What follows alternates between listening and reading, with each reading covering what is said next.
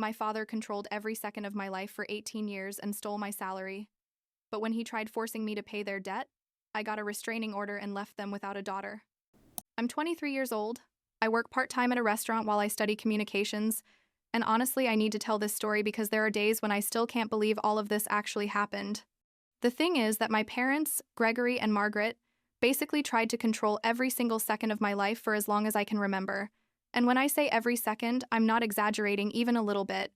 I guess I should start from the beginning. When I was a kid and everything seemed normal because, well, I didn't know anything else. You know what I mean? For me, that was just my reality. I didn't know that other families didn't work like that. I grew up in a house where my father, Gregory, had this sick obsession with knowing exactly where I was, who I was with, what I was doing, and basically controlling every single aspect of my life. It wasn't like those strict parents who, at the end of the day, let you breathe a little. No. This was a completely different level.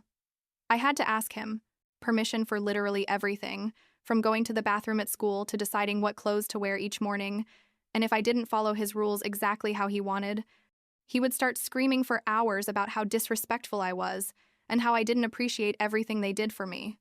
My mother, Margaret, never said anything, never defended me even once in my entire childhood.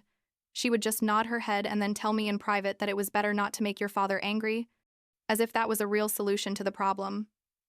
I remember when I was like 10 or 11 years old, one of my friends from school invited me to her birthday party. Something completely normal, right? Well, I asked my father for permission, weeks in advance, gave him all the details, the address, my friend's parents' phone number, everything. And he said yes, but that I had to call him every hour to tell him I was okay. Every single hour. During an one-year-old girl's birthday party. Obviously, I was embarrassed to be calling him in front of all my friends. But I did it because I knew what would happen if I didn't. And even then, when I got home, he yelled at me for 2 hours because apparently he had heard male laughter in the background of one of my calls and that meant there were boys at the party, something that apparently I should have specifically mentioned, even though he hadn't even asked me about that.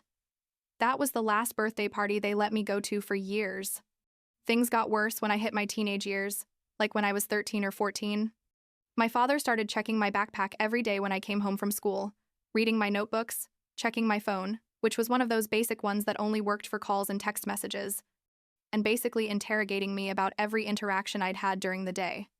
There was a boy in my math class. I think his name was Daniel or David. I don't even remember anymore. Who helped me with homework once. Literally nothing more. And my father somehow found out and accused me of hiding a boyfriend and being a liar. It didn't matter how much I explained that he was just a classmate who helped me with algebra. He was convinced I was doing something wrong behind his back. When I was 14, something happened that still makes me angry when I think about it. There was a new girl at school. Her name was Emma, and we became friends because we were both in the art club. One day, we agreed to meet at the public library to work on a project, something completely innocent. And when I got home, my father was already waiting for me at the door, with that face he made when he was about to explode. Turns out he had gone to the library, had seen me with Emma from outside, and decided that I was lying to him because I hadn't specifically told him I was going to be with a female friend. He made me sit at the dining room table, and for almost 3 hours he was yelling at me about trust and respect, while my mother just kept cooking dinner, as if nothing was happening. When I tried to explain that Emma was a friend from school, he interrupted me and told me that women don't need female friends.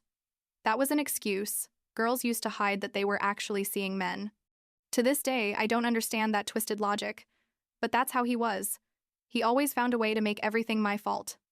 My brother Lucas, who's 2 years older than me, was also fed up with all this, but he found his way to survive, which was basically spending as little time at home as possible. He would make up excuses to stay at school, invent group projects that didn't exist, anything to not have to be under the same roof as our parents. I understood it perfectly, honestly, but it hurt a little because it meant I was alone most of the time facing all of this. Sometimes I wondered if I was exaggerating, if maybe I was the problem and my parents were just being protective. But then I would talk to other people about their families and I realized that, no, it definitely wasn't normal to live like this. When I turned 16, I got my first job at a grocery store. One of those basic jobs, bagging groceries and organizing shelves. But for me, it was huge. because I thought I was finally going to have some independence, some money of my own, you know, be able to buy myself things without having to ask my father for permission for every peso I spent. I was super excited the day I got my first paycheck. I think it was like 800 pesos or something. Nothing crazy, but it was mine. I had earned it. I came home with the check in my hand, all proud, and my father literally took it out of my hands and said he was going to deposit it in his account because I was a minor and didn't know how to manage money. I told him I wanted to save to buy myself a laptop for school, something I really needed because the family computer was a piece of crap that froze every 5 minutes, and he told me that when I needed something, he would decide if it was necessary or not and would buy it for me with my money. And that continued like that. For 2 years, every 2 weeks I worked my shifts, got my check, and my father kept it. He told me he was saving it for my future, that he was investing it in something important, but he never showed me any evidence of that. No bank statements, nothing. I tried to open my own bank account when I was 17, but back then you needed a parent to sign if you were a minor, and obviously he refused. I started hiding cash when I could. Like if someone gave me a tip or if I found bills that people dropped at the grocery store, I would keep them in a box I had hidden under my mattress. I managed to save like 3,000 pesos over several months, and I was so proud of myself for having that little emergency fund. But one day, I came home from school and my father was there with the box in his hand, empty. And he gave me another one of his lectures about dishonesty and how hiding things from your parents was a sign that you were doing something wrong. He kept that money too, of course. I think that was the moment when I really decided that as soon as I turned 18, I was going to get out of that house no matter what. I didn't know exactly how. I didn't have any money saved thanks to my father. But I knew I had to get out of there because if I stayed one more day than necessary, I was going to lose my mind completely. I told Lucas my plan, and he totally supported me, told me it was the best thing I could do and that he was also planning to leave as soon as he finished his technical degree. I started looking for options, asking coworkers if they knew of cheap rooms for rent, checking Facebook groups, whatever. The day I turned 18 was weird. Like I woke up and thought, okay, I'm legally an adult now. But I didn't feel any real difference because I was still in the same house with the same absurd rules. I went to work that day. It was a normal shift, and when I finished, I went straight to the bank and opened my own account. Finally, without needing anyone to sign for me. I changed all my payroll information so my next check would be deposited in my new account, not my father's. And the feeling of doing that was amazing. Like I was finally taking control of something in my life. Obviously, I didn't tell my parents anything about this because I knew there was going to be drama. But I didn't care anymore. I was 18. I was of legal age, and they couldn't legally force me to do anything anymore. I found a room for rent about 3 weeks after turning 18. It was in a house where 3 other people lived, all college students or people who worked part-time, and the room was super small. Basically fit a twin bed and a tiny desk, but it cost like 2,500 pesos a month, including utilities, something I could afford with my job. I told the owner yes, that I'd take it, and started planning how I was going to tell my parents. Part of me wanted to just leave without saying anything, disappear while they were out, but Lucas convinced me I had to tell them even if it was by message or phone, because otherwise they were going to start looking for me and make a whole scene. I told them a week before moving, during dinner, because I thought that maybe if we were all there he wouldn't make such a big scene. How naive I was. Honestly. I told my father, "Hey, I found a place to live and I'm moving next week. I'm going to keep working and I'm going to start college next semester." He stayed quiet for like 5 seconds, which was weird because usually he started yelling immediately, and then he laughed. But it wasn't a normal laugh. It was like a mocking laugh. And he told me that I wasn't going to last even a month on my own, that I was going to come back begging for help, that I had no idea how hard real life was.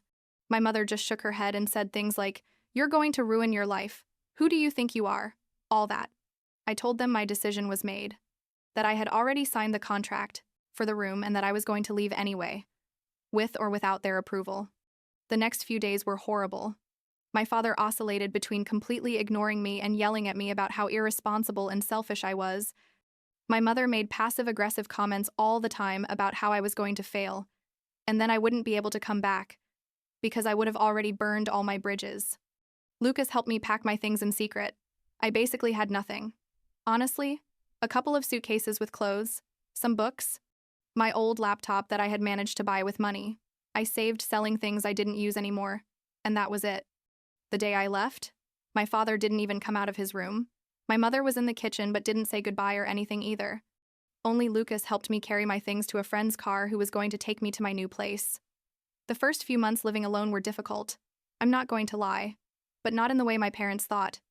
It wasn't that I couldn't pay rent or that I didn't know how to take care of myself. It was more that I was unlearning years and years of being constantly controlled.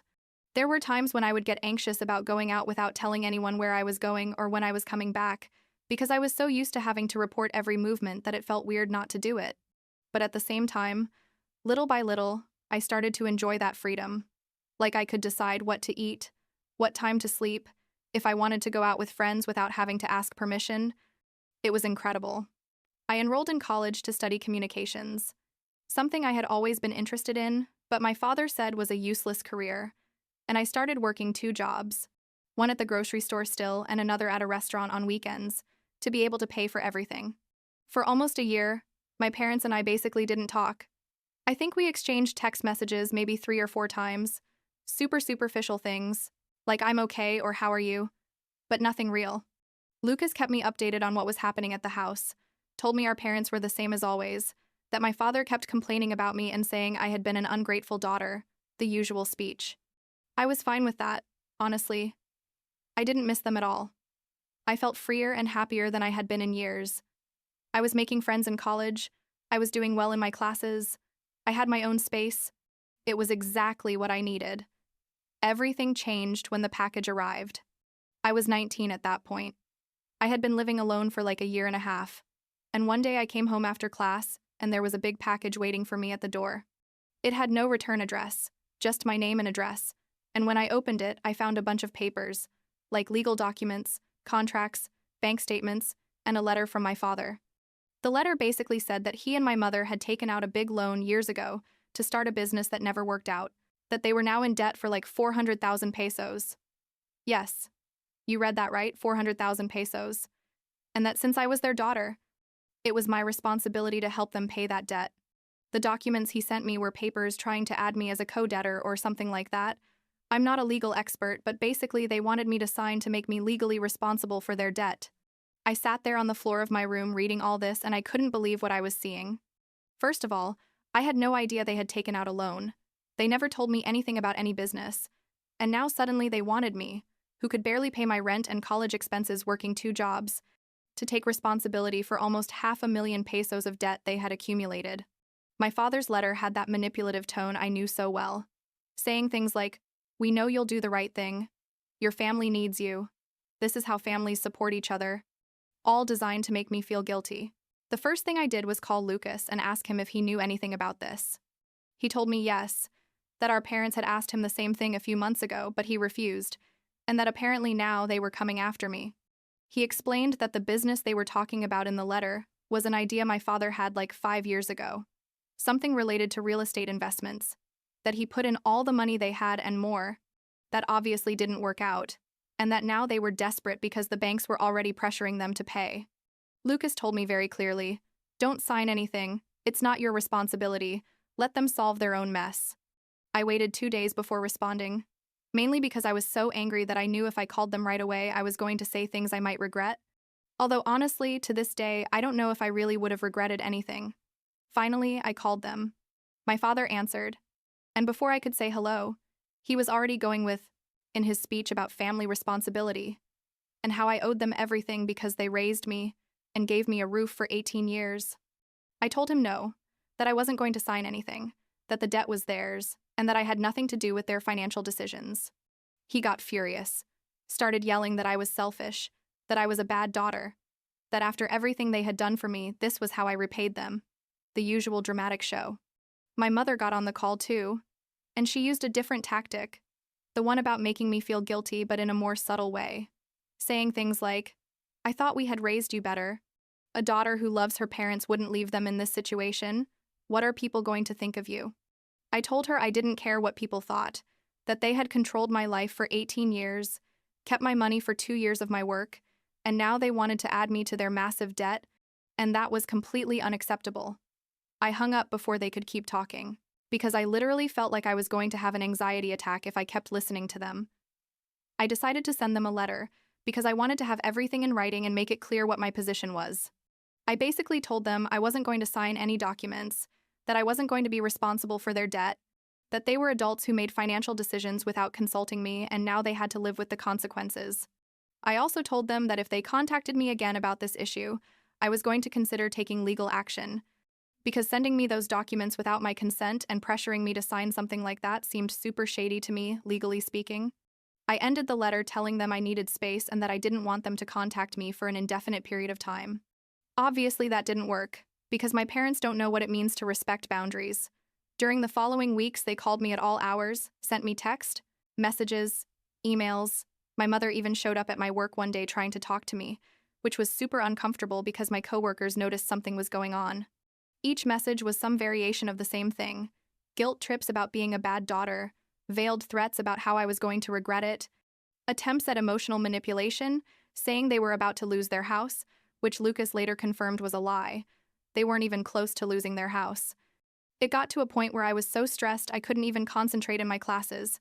I was sleeping badly. I would get anxious every time my phone rang. And that's when I decided I had to do something more drastic. I went to free legal counseling offered by the university and told them the whole situation. The lawyer who saw me told me I had options, that if the harassment continued, I could request a restraining order, and he helped me document all the calls, messages, and unsolicited appearances by my parents. He also confirmed that there was no way they could legally force me to take responsibility for their debt unless I signed something, so I felt a little calmer knowing that. I sent one last message to my parents, very formal, telling them that if they didn't stop contacting me, I was going to proceed with a restraining order. My father responded with a long message full of insults, basically telling me I was dead to him, that he had no daughter, that I was a disgrace to the family, all very dramatic and hurtful, but also kind of liberating in a way, because it meant I was finally going to have peace. My mother sent something shorter, saying that someday I was going to understand what I did and I was going to regret it, but that it was already too late to fix things. I proceeded with the restraining order because the calls didn't stop, and after presenting all the evidence to the judge, they granted it to me for 1 year, renewable if necessary. The day I got confirmation that the order was in effect was weird. I felt relief, but also a strange sadness, because despite everything, these were my parents, you know? Part of me had always had that irrational hope that someday they were going to change, that they were going to realize how they had treated me and apologize, but clearly that was never going to happen. It's been like 3 years since all that. I'm 23 now. I'm finishing my degree in communications. I work at a restaurant I love because the atmosphere is good and they pay me decently. I live now in a studio that's bigger than that first room I rented, and honestly, things are good. I haven't talked to my parents since I got the restraining order. Lucas tells me things from time to time. Tells me they're still in debt, but apparently they're making payments or something. That they're still living in the same house. That basically nothing has changed much for them except now they say they have one less daughter. Sometimes, I feel guilty. I'm not going to lie. There are days when I wonder if I was too harsh, if I should have tried to help them somehow. But then I remember what it was like living under their control for 18 years, how they kept my money, how they tried to manipulate me into taking on a debt that wasn't mine, and it passes. I've been going to therapy at the university. It's free for students, and it's helped me a ton to process all of this. To understand that setting boundaries isn't being a bad person, that I'm not responsible for my parents' financial decisions, and that it's okay to prioritize my own mental health. Lucas and I talk often. He also ended up distancing himself from our parents, although not as drastically as I did, but he understands me completely and supports me. He says I'm better off without them, that I've grown so much as a person since I left that house. And he's right. I have friends now, real friends, who know me and love me for who I am. I have a life I chose. I'm studying something I like, and I don't have to ask anyone for permission to exist. There are still things I'm working on, like the anxiety I sometimes get when I think someone is controlling me, or when I feel like I have to explain everything I do. But I'm getting better little by little. Last week, I had my last therapy session of the semester, and my therapist asked me how I felt about this whole situation now with perspective, and I told her I feel free, is that for the first time in my life I feel like I'm myself, without having to mold myself to someone else's expectations. And that, I guess, is enough for now.